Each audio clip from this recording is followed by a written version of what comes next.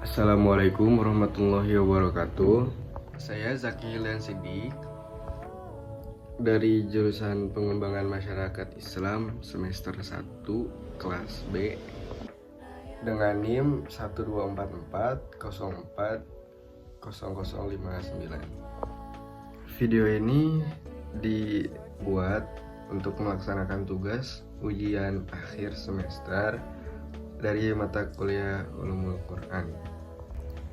Oke, setelah sesi perkenalan, kita akan lanjut ke sesi pembacaan Al-Quran, yang mana pembacaan Al-Quran ini adalah bagian dari tugas Ulumul Quran. Saya akan membacakan surat An-Nur ayat 11. Mohon disimak ya. A'udzu billahi minasyaitonir rajim. Innal ladzina ja'u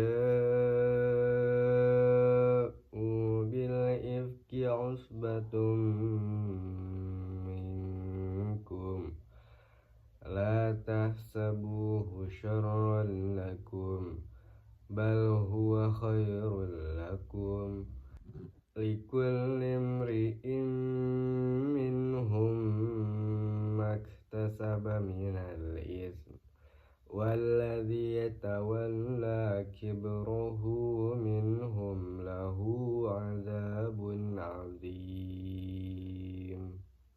Shadaqallahul adzim. Yang artinya, sesungguhnya orang-orang yang membawa berita bohong itu adalah dari golongan kamu juga. Janganlah kamu mengira berita itu buruk bagi kamu, bahkan itu baik bagi kamu. Setiap orang dari mereka mendapat balasan dari dosa yang diperbuatnya.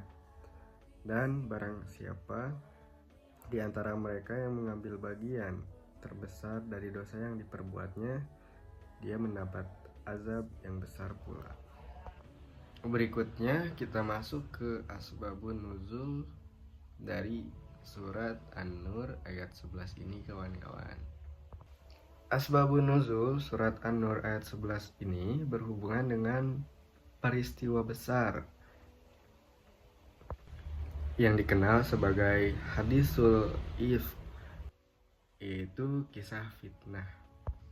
Ayat ini turun untuk membantah tuduhan keji yang dilontarkan kepada Ummul Mukminin, yaitu istri Nabi Muhammad SAW yang bernama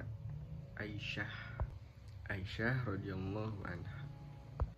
Jadi kisah singkatnya, ketika Nabi Muhammad SAW beserta sahabat dan juga Aisyah tertinggal dari rombongan karena ia mencari kalungnya yang hilang. Para sahabat mengira bahwa Aisyah berada di dalam tandu yang di atas unta. Setelah rombongan pergi, Aisyah ditemukan oleh seorang sahabat yang bernama Sofwan bin Mu'attal yang kemudian mengantarnya kembali ke Madinah. Setibanya di Madinah, orang-orang munafik yang dipimpin oleh Abdullah bin Ubay bin Salul menyebarkan fitnah bahwa Aisyah dan Sofwan melakukan hal yang tidak terpuji atau tercela.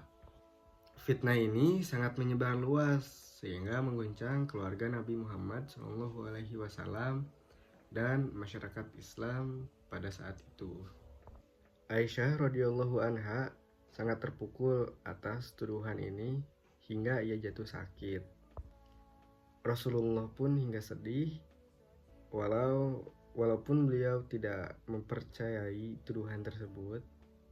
Setelah beberapa waktu, wahyu pun turun, surat An-Nur ayat 11 yang membebaskan Aisyah dari tuduhan tersebut dan memberikan peringatan keras terhadap penyebar fitnah. Hikmah dari ayat ini, yang pertama ada kita mendapat pelajaran mengenai fitnah. bahwa ayat ini menegaskan menyebarkan tuduhan tanpa adanya bukti yang benar adalah suatu dosa yang sangat besar dan akan dibalas oleh Allah Subhanahu wa taala. Dan yang kedua ada penghormatan terhadap kehormatan orang lain.